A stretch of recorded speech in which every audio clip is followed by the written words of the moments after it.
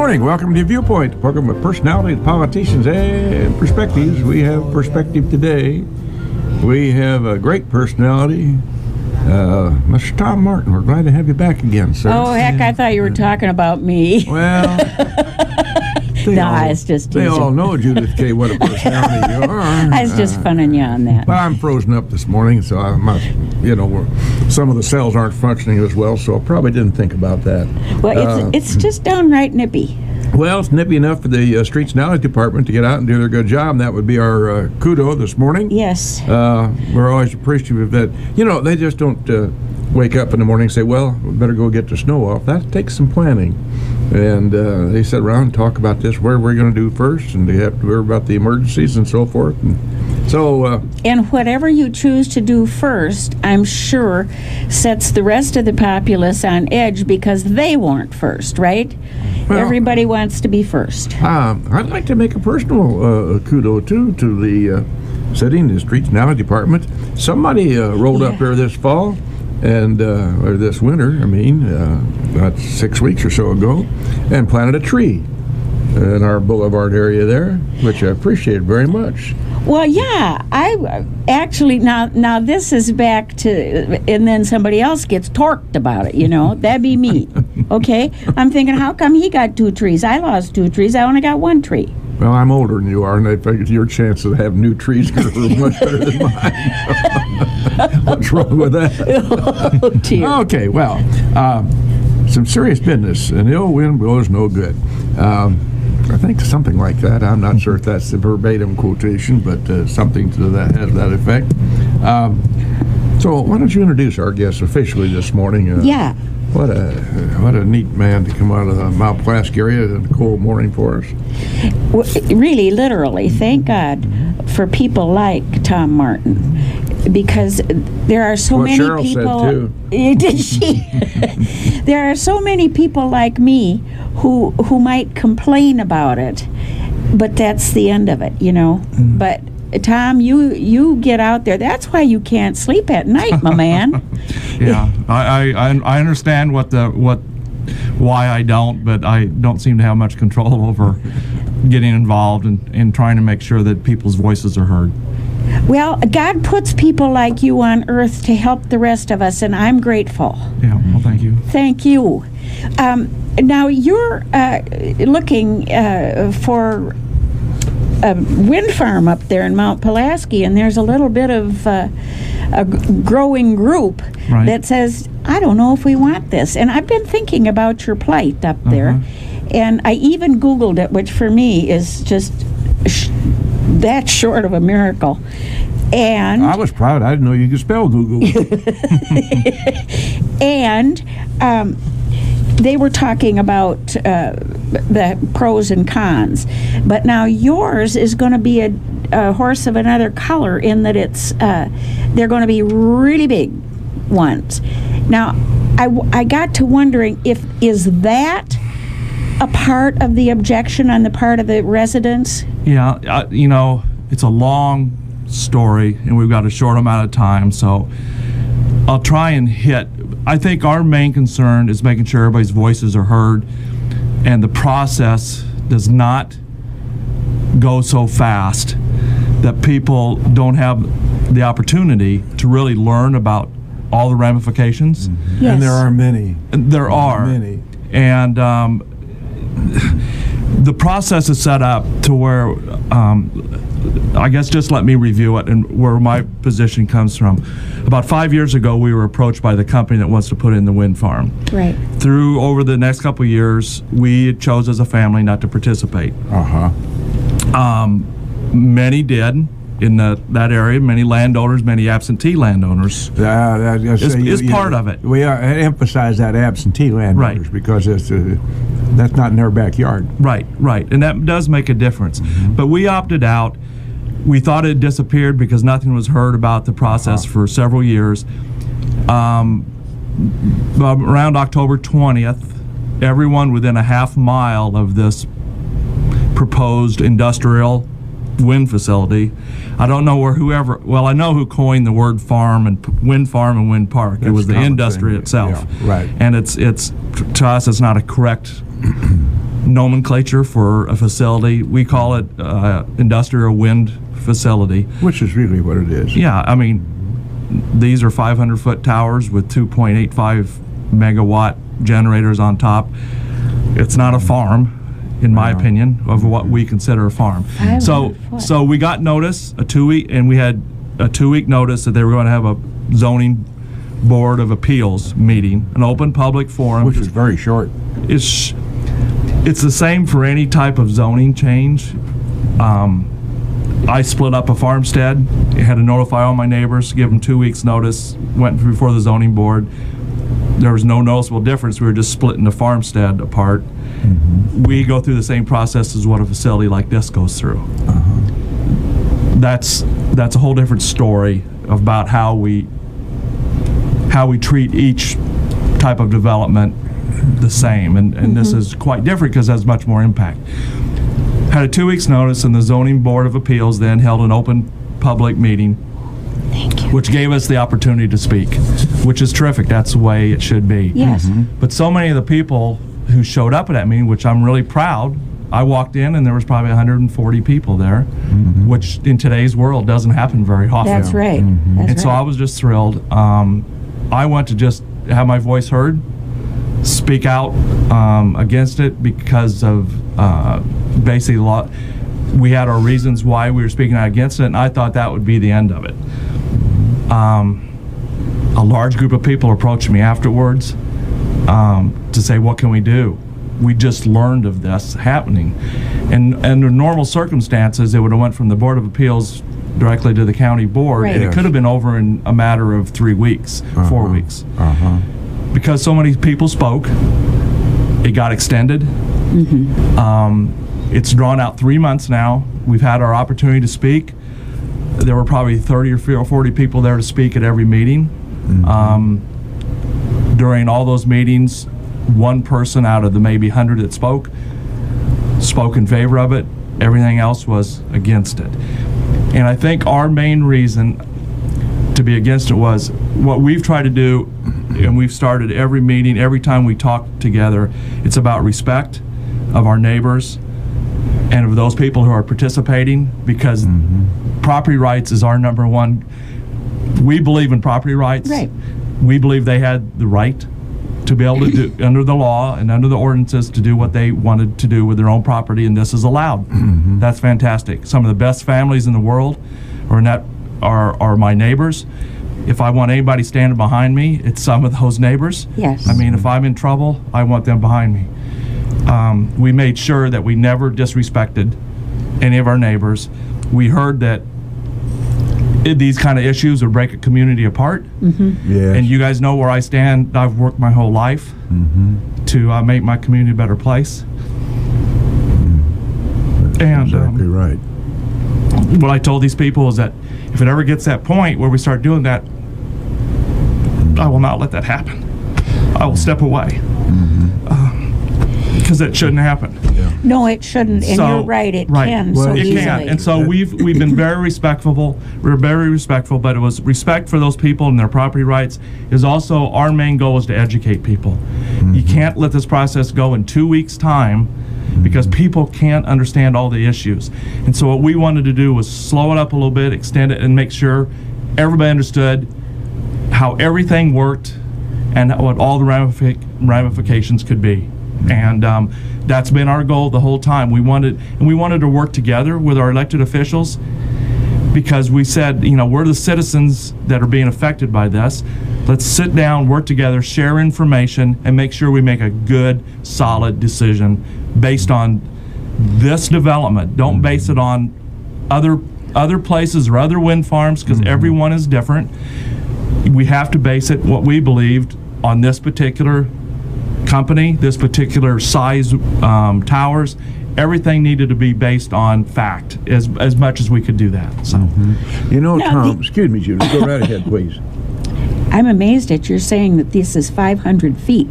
300 feet are a football field. Right. Think about standing that and 200 more feet. Right. we have an ordinance in our county that allows up to 700-foot towers at this point in time. So that these 500-foot towers come within the parameters. And we understand that. This permit was filed based on the ordinances that were in place. All right, so they have to make a decision based on that. We understand. We're not arguing the ordinances. What we believe is so much new information is coming out from health issues, from setback issues. These are 1,000 feet away from our homes. I have approximately 4 within 1,000 feet.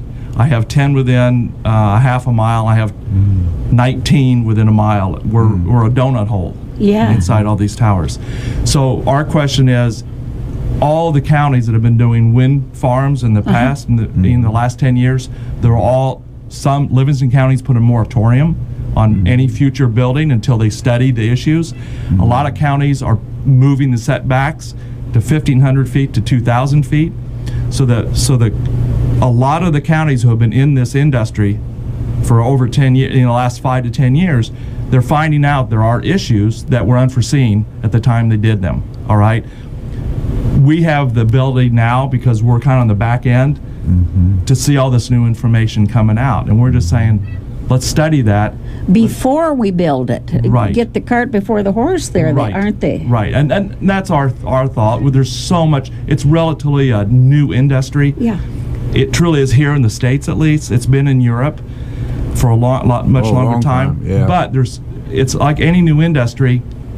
It takes time to get all the facts, what's real and what isn't, and get science. Science doesn't happen in 1 or 2 days or 1 year. You need multiple years of data to be able to make a good, solid, educated decision. And a lot of that information is just now coming out that we're finding. And Tom, I believe I'm safe in suggesting that the majority of the listeners out there this very morning were not the majority. We're not aware of this at all. Right. I had no cognizance of it at all until I contacted Tom about coming on to talk about what's great and going on over in Mount Pulaski. And then at that time he said he'd like to talk about the wind farms. And I was just kind of vaguely aware there was some action over there. Right. But it was a lot more than vague action. It's been very specific and very, very concentrated to move along with this project. Right. And the genesis of this conversation this morning is that this is coming up for a vote by the Logan County Board of Supervisors rather soon. Right. And I think what your purpose is to try to get the information out there. Right. And if folks have questions, and by the way, if there are any questions and or comments, 648-5510. Mr. Tom Martin would be very happy to address any comments or questions, suggestions. Right. Yeah. Just to give you, like I said, we've met with the zoning board of appeals in November. Then we met again because the meeting went so long in December. Then they had their last meeting last week, I believe. It was a Thursday, where they had a meeting where there was no more comments. They just debated, talked about all the issues. The company had a chance to make a presentation. They had also been at every meeting to also rebut anything that we had to say. So they had their voice heard also.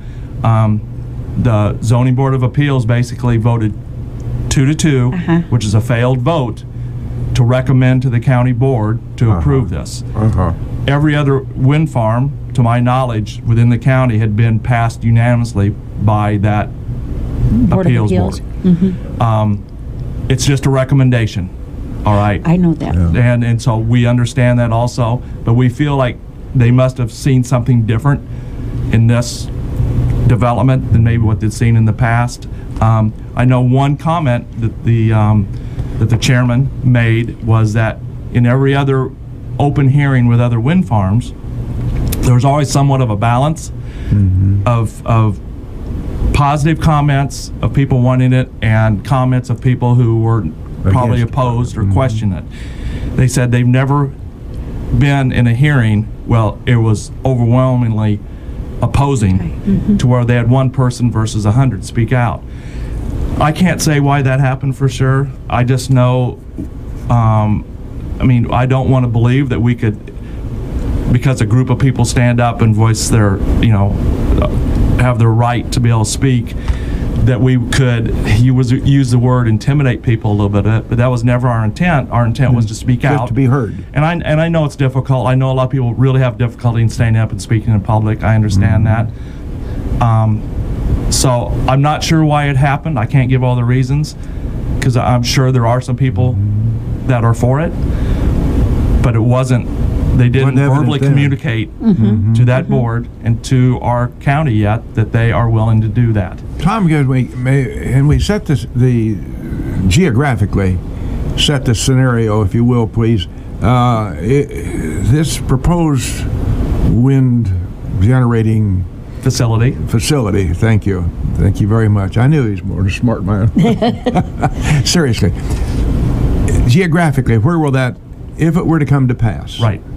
They originally, when they came 4 to 5 years ago, were trying for 120 towers. That was their original goal.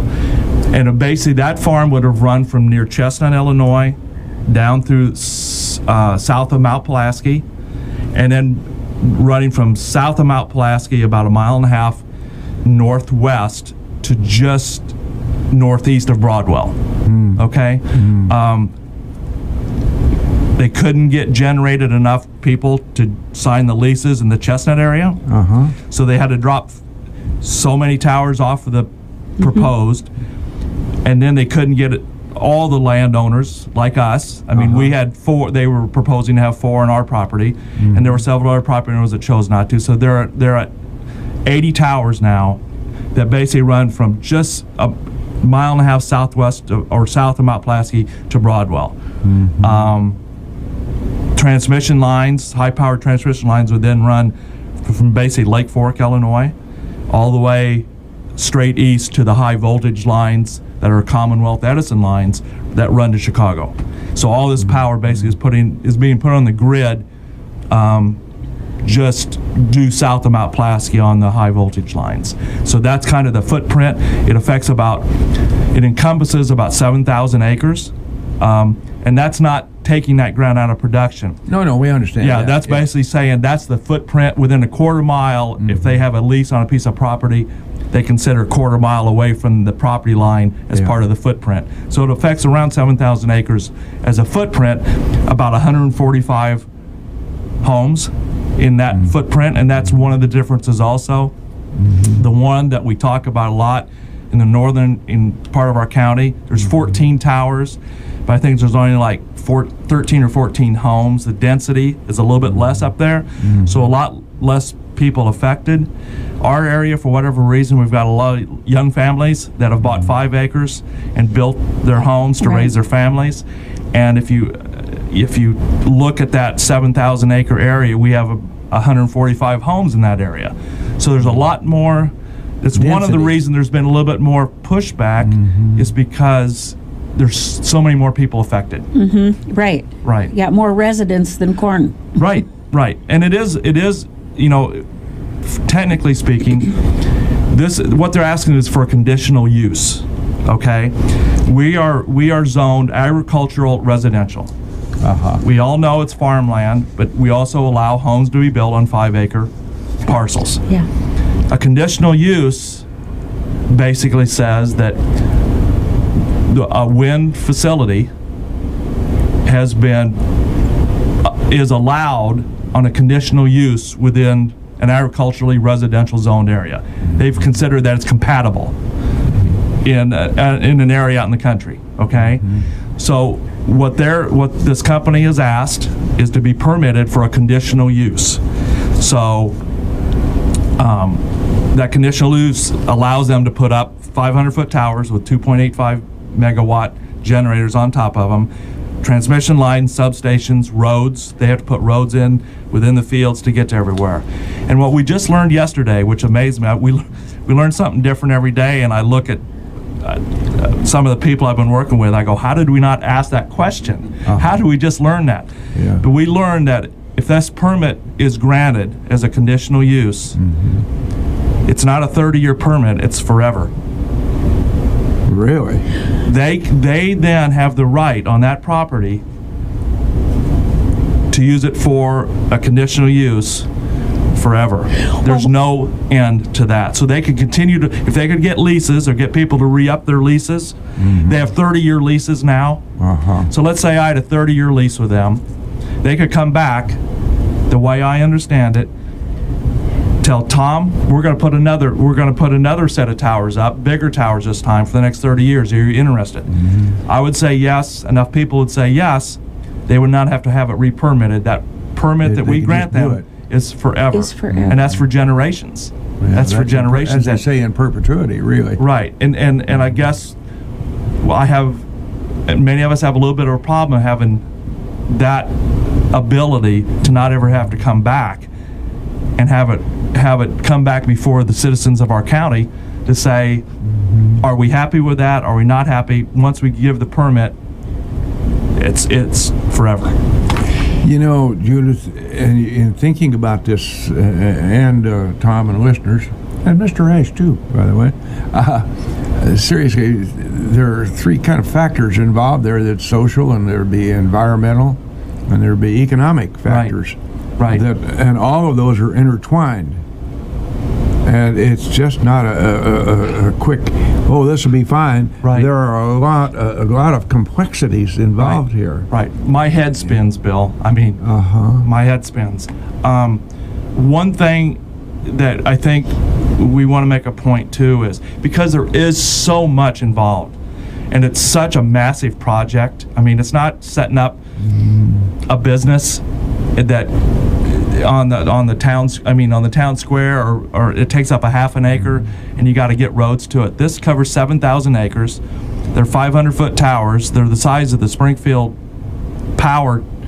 WCIA type. Yeah, and you can see them. Or the coal, the generation plant, the electric plant in Springfield. Yeah. Okay. All right, so they're that big. CWLP. So you can see them for many, many miles. Oh yeah. What we think is that any company that comes in and wanting to do a project of this magnitude needs to have everything vetted out about that company to make sure that they're capable, that they have the wherewithal, they have the ability to actually come in and do what they say they're going to do. And it's the question we ask time and time again. If they've just signed permits, this company is is set up Delaware LLC, that the only project they have is the South Logan wind facility. Oh, really? Right. So, and it's a company that has never built a facility in the United States before. They are Italian company? They're based in Italy. There's, when you go, if you want to Google, I know how to Google. It's hard to find any information whatsoever on either of these companies. Do they have a lot of installations in Italy? From what we can tell, they've got some installations in Italy. They're in Turkey. They're in one of the federations of Russia, and one other country. But it's all East Middle East. Well, they won't necessarily be warm and fuzzy about us folks here in Logan County, then, would they? Well, yeah. They will if the money's right. Well, Bill, money tends to... But that's the bottom line. Yeah. Everything seems to be economics driven. Right. Well, that's why they're here. What is that? And let's talk on the local point of view on the money. Okay. Yes. Listen, please. I've sat on a school board. Most people understand we understand the money is important. Oh, yeah. I mean, the schools need money. I mean, a Mount Pulaski school has a great opportunity to reap a large benefit from this. We understand that. Our fire district, I think our library, I mean, there's several entities that have the potential to reap monies that they struggle for. Yeah. The county, they get around $800,000 in building permits up front for every tower that they actually start building and get a permit for. They get so much money, but they have the potential of about $800,000. I understand that. I understand that money's important. The county then has the ability for tax monies as time goes on. The biggest winner is a school district, there's no doubt. And as we all know, it's an emotional issue. It's something that I think is really important. But what we try and said, there has to be a proper balance. There has to be, whenever you have economic development, you have to be able to, there's some negatives, there's some downside, and you look to say the positives outweigh the negatives. The people who are being affected understand, and we're not so much affecting their ability to enjoy their livelihood, whether it be in business or their social, where they live. It's not supposed to affect them. This has a potential to drastically alter our lives of those 145 homes, of those people who live in southern Logan County. And we're not sure that balance is worth the price. The trade-off is maybe not what it should be. Talk a little bit about what the trading off we'll let him do that. Oh, but we're going to take a little break? Speak of economics. Yeah. We have what's known as sponsors, and so therefore we have to take a sponsors break right now. Go ahead, Mr. Wright. Good morning. We're right back here. Welcome to Viewpoint, our second half. We've had our guest this morning, Mr. Tom Martin, one of the great folks over there in Vinegar Hill. Tom and folks like him have been a moving force in making Mount Pulaski the community it is. We appreciate that effort because it's sort of an integral part of Logan County. Off air, we were talking about this matter of wind farms, for want of a better word. And the word, the expression gag order came up.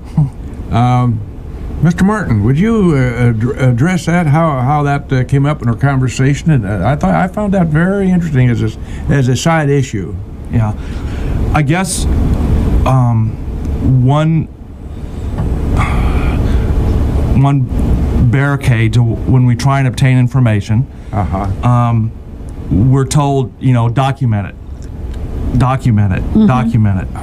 And I agree with that. Yes. Oh, that's fair enough. You can have an opinion.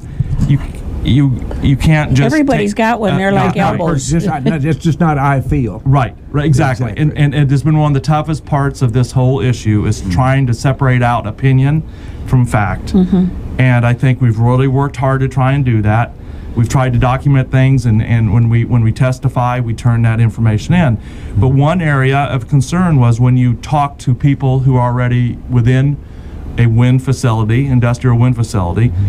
A lot of times, many of these we have found, at least across the state of Illinois, aren't able to give you their true opinion because of contractual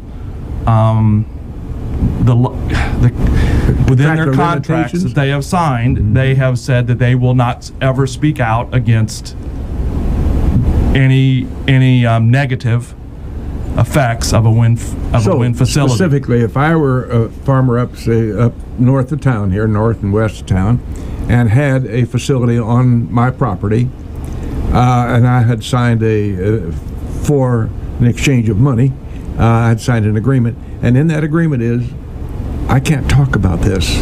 Well, Bill, I like to stick to facts.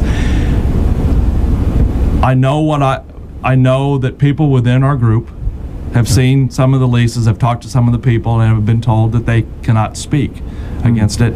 And even the group of people who did not have leases and were opposed to the wind facility also ended up signing paperwork that did not allow them to speak negatively toward those facilities. Now, I want to follow that up with this.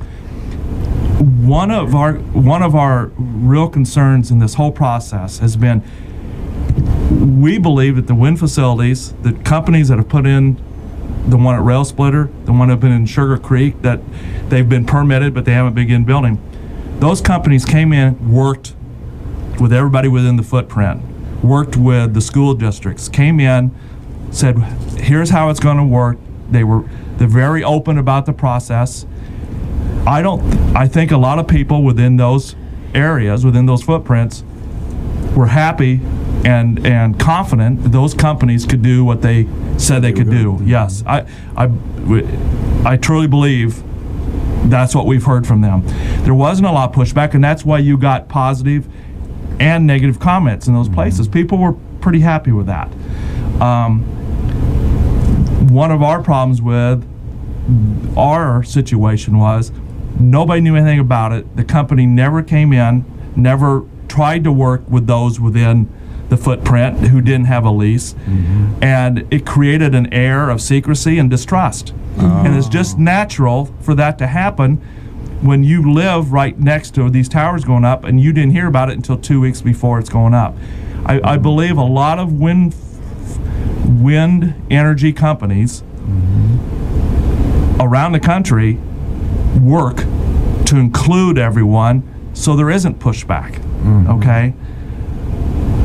I think every development is different. I think we have a development that created secrecy and distrust up front, and that's why you've seen so much pushback so within the wind industry, the company that we're trying to deal with is their reputation is questionable. When we talk to everybody around, I've talked to people around the country who won't go on record because they're within the industry, but say take another look. They're hurting the industry. So I think the companies that you can't judge each one as saying as a blanket. They're all different. They're all different. You can't paint them all with the same brush. Right. However, you have really no way of getting a history on this company, and you're right. If your story won't withstand the light of day, right, it's suspect. Right. Especially to us Midwesterners, we don't hop on board that quick. Right. And we're not quite Missouri, where you doubt everything, but we're 200 miles to the north of them. I think that. You just need to be held accountable before you actually are allowed to begin the process. And hopefully they will be. Do you think that the agreements that this Italian company wants with the people that it will be dealing with in this county have a different approach for each of their signer-honors? Are their contracts different from the contract that is held up by 55 someplace? Yeah, I can't. By a different company? I can't answer that. Because I don't have any facts. I don't have any information on that. Well, wouldn't it be kind of important that they'd share that kind of thing with you? Are they just going to say sign here and surprise, surprise? Well, that was with the people. The people who signed had access to those contracts. You'd have to ask them and see if they could say anything. But because we never got to the point where we even saw a contract of our own locally because we chose to not participate. Okay.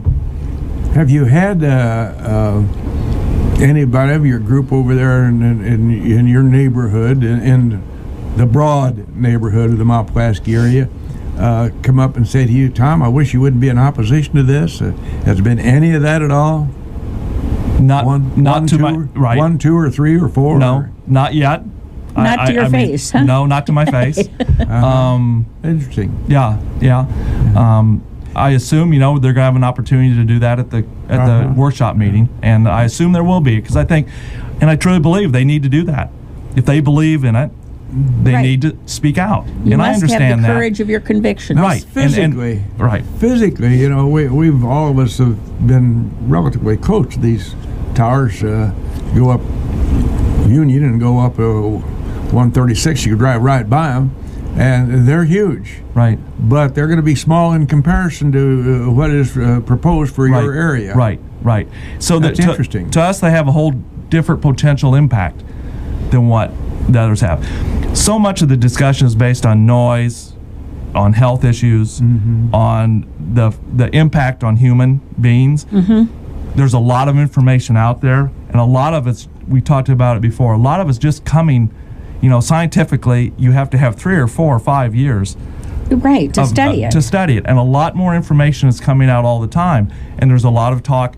I know we've had people really concerned about the health end of it on their families, and what I tell people is, whether it's real or potential, if you've got a mother with 3 children who lives within the footprint and has towers 1,000 feet away, and there's a potential of health issues, she doesn't need to know that it's actually going to happen. It's the potential. Possibility. The possibility. And the problem is, once they're built or once the permits and they built, it's a 30-year, there's no real way. Now, there's supposed to be a way that if you have noise problems within your house, they're supposed to come underneath limits. And if you have a problem, you need to go to the Pollution Control Board, all right? There's no county mitigation. There's no way to mitigate it countywide. So you can go to the Pollution Control Board. Well, we had one of our people go through that process to see what it's really like. Well, once you talk to one lawyer and then talk to another lawyer and you get to the third or fourth person, they finally have an idea that if you have this, you have to prove it yourself. You have to get people to come in, monitor it over a 30-day period, then you can file a complaint. Then the company has 90 days or so to respond to that. Then they have that chance to take care of it. If they don't, then it goes back to court. It's a long, drawn-out process. Meanwhile, you get old and you die. Right. And it's not an issue anymore. And both time-wise and financial-wise, it actually puts it out of the reach of most people who could ever do it. Right. And so it really doesn't, we feel like there's really no process to mitigate a problem. So we feel once it's there, once they're up, and that's why we're trying to make sure that all the information gets out up front, because there's so much information on infrasound, on the flicker effect. I mean, it's all things that's been talked about before, but the infrasound actually is one that has gained traction here in the last 2 to 3 years. It really wasn't talked about before.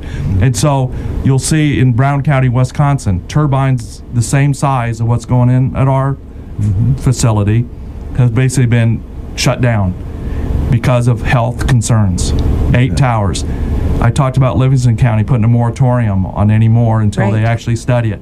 County after county are really taking a hard look at all the new information coming in.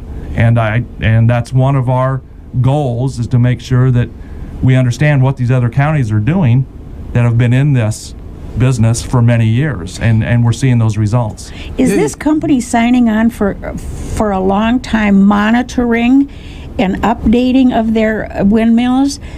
For instance, as science sees the downside of it, are they able to modify the machine itself so that doesn't happen? Yeah. Or are they willing to do that? Well, everyone says they're willing.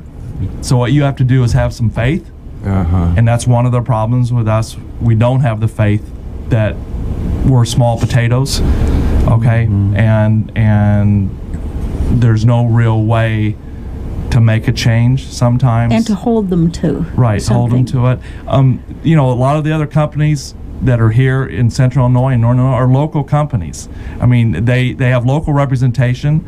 When they came in and tried to obtain leases and explain the process, they had local lawyers, they had local representatives. And they spoke English? Well, and ours speak English, but our representation, the person who represents them comes out of New York, all right? So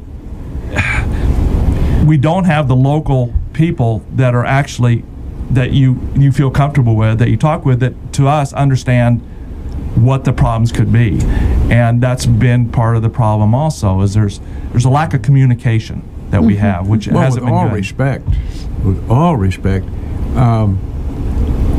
I suspect, and I don't know, but I suspect it would be difficult to find any big law firm within our parameters around here that has much expertise in this particular field. Right. You see, this is the big guy coming out of New York, right? And that's what they do. Right. So they've got all the marbles over in their side of the ring. Right. And I suspect that, as I say, we've got some fine law firms all around us, but that's just not, that isn't fun with their bailiwick. Well, maybe not on the large scale but I've talked to many of our attorneys in Springfield, Lincoln, Decatur area. They've all done some work putting leases together, representing landowners, being involved in this industry. So it'll surprise you, Bill, that they have incorporated, and many of the companies have incorporated and brought in local attorneys, all right, to represent not only them but also the landowner. That's why this instance is a little bit different. There's nobody local that represents the people. And I've talked to several attorneys, and one who happened to just get off the phone with one of the wind facilities here and question, why did everything go so smooth in other parts of the county, and why is there so much pushback? And the comment from the wind company was that they've just not treated the people of Southern Logan County with much respect, and they've kind of pushed them around, and they've gotten pushback. They've gotten, negative pushback from that, and that's part of it. You want to be treated, you want to feel like you're being treated with respect and dignity, and I don't think that's always happened. Right. So the bottom line on this whole subject matter this morning is that this will go to our Logan County Board of Supervisors for approval or non-approval. And if your citizens of the county have thoughts about this and want input, they should contact the Board of Representatives, Supervisors, and make their thoughts and wishes known. Well, I don't know if the supervisors are the same as our county board members. Is that all right? Well, I'm archaic. I use an old term. You know what I'd also recommend, Bill, because I know a lot of our county board members have been overwhelmed with calls and information, and that's the system. I mean, you have to let your voice be heard. But I know they've been overwhelmed. I think just people's presence at the meeting tomorrow night at the courthouse and next Wednesday, the 21st, just to come and listen and try and understand the facts and see how the process works, because I think they just need to educate themselves, and just to call and not have any basis for their call probably, to me, isn't the thing to do. But I think they just need to reach out, come, listen, and what our goal is, and my wife and I and many others have said, let's slow this process up. And if this company is not the right company to bring in our county, because Cheryl and I didn't want them standing behind us. I mean, we want good economic development, but we want good economic partners that we believe that will be there and have the common good and have our welfare as one of their top priorities. Makes sense. If wind energy is here to stay and is part of our future in this country and for this county, I think we work together to bring the best possible company in. We negotiate together as elected officials and as citizens. I mean, if it is good economic development, then let's work together to bring the best possible development into the county of Logan.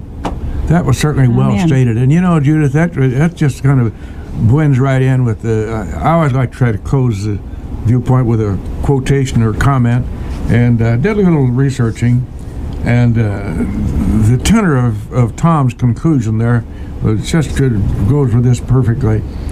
And the pessimist complains about the wind. The optimist expects it to change. The realist adjusts to sails.